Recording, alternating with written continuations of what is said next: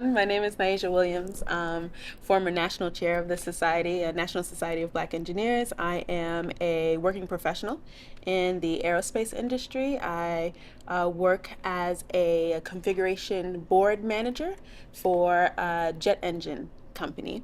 Um, it's been my 8th year working in industry. Yeah, I'm doing pretty well at Okay, that. Yeah. so how in the world do we end up in the field or the world of STEM? So I think for me, when I was younger, I was always an experimenter.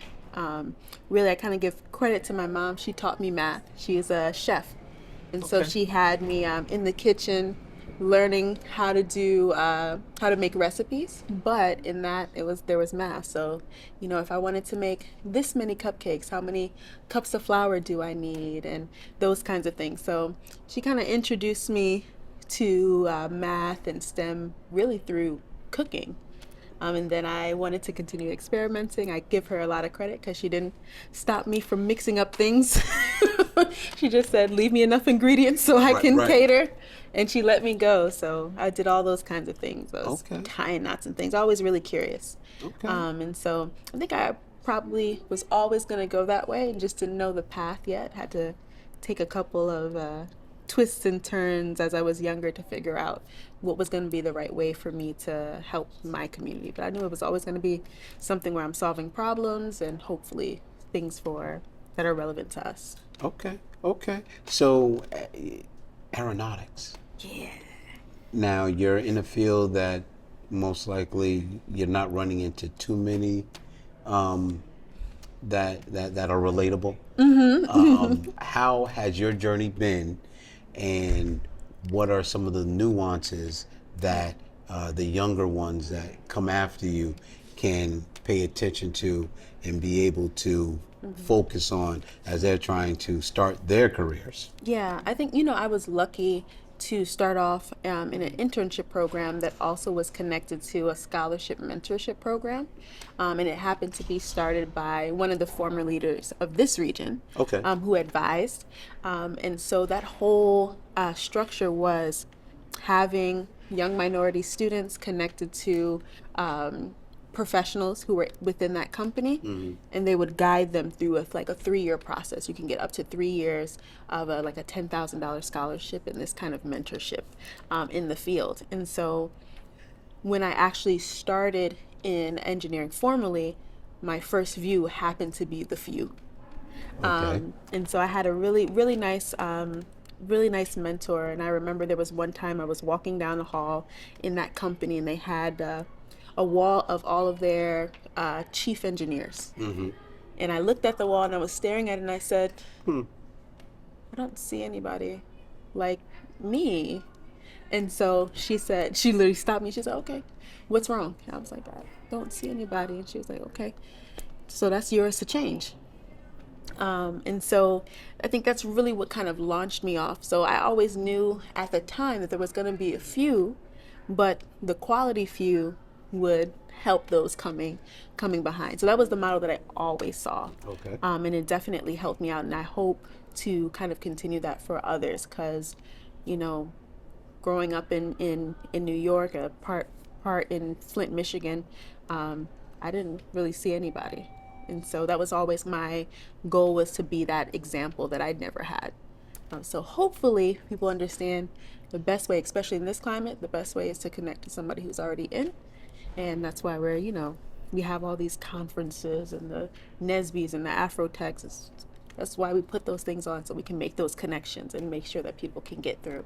Well, to your point, to your credit, I will definitely say these conferences need more exposure, because let's face it, we're dealing with individuals, younger, no fault of their own, but they think that they can only be successful by being an athlete or an entertainer. Yes. And from what I've been able to witness this weekend, and I've done many conferences, but I've never actually participated in NSBE. Yeah. And the talents, the future, and I'm sitting here like, wow, wow. Yep. these are the examples of that the younger generations need to see as well, because I'm pretty sure that in their minds they want to do something like this, but they're not exposed to it. They don't see it, therefore they go in another direction. What's popular? What's in front of them? That was the same thing. I started off. It was doctor, then lawyer first, and then I said, okay, what am I actually good at, and what do I like? And so then I got, eventually to engineering. But yeah, no, I definitely think there should be more exposure, just giving options. Even as a chair of the society, I wasn't one to say that everybody had to be an engineer, but everybody should at least know that the option's out there. Or there's something that you'll be able to connect to STEM. So just get used to it, So, and now to your point though, now here it is. Things are going on Yeah. beyond our control. There has been, a focus, a specific targeted approach to dismantling so many Yeah. things that have been in place for a specific reason. And it's all about, for me, it's all about the narrative. Yeah. The narrative was always supposed to be about access. Yeah. Just provide an opportunity for us to have access, and we can show you what we can do, since you have tendency not to believe us. Right. You know what I'm saying? So with your journey, obviously a career blazer, how have you been able to navigate? So even going through college, I was the only one, the only African American female to graduate with my class. And so though it was not something that I enjoyed, it's unfortunately something I got used to. Now, as time went on, it got a lot better. I started to see more people like me in our offices, and I ended up having a manager. One of the first managers I had happened to be a black man, particularly from Eastern Africa, his cultural origin. But one of the best mentors I ever had. Definitely, I would say, when I gave him my interests, he sat me down and said, okay, let's plan it this way, and launched me off. As a matter of fact, the job that I have now, leading some of our military programs, he was the first one to launch me and said, hey, you said you want military experience? Go now. As time went on, there was more that I saw within the engineering, but I think now, and it might sound funny, but I'm willing to challenge my community on this. This time is going to test how bad we really want it.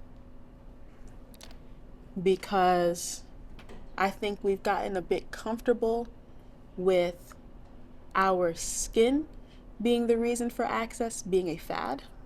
And now the fad is over. So it's up to us. During that time, we've gotten a lot of people who are now in management that didn't used to be. We gained a lot within that time. Okay, so now that it's not going to be as easy, how are we going to launch from here? It's going to be up to us. Even in the companies that I work for, the company that I work for, we had those like affinity groups, employee resource groups. All of those are gone now. That's right. And so I said, all right, we have to take it outside, but how bad do you want it? Because it's not going to be as convenient as we're going to meet up during lunch, and we got funded to buy some $500 to buy pizza, and we can just have it all just nice in here, and we have a charge number for it, so we can charge to the company's dollar to do the thing. It's not like that anymore. You're going to have to invest your own time, your own money, your own effort, resources. We touch on cooperative economics. We touch on,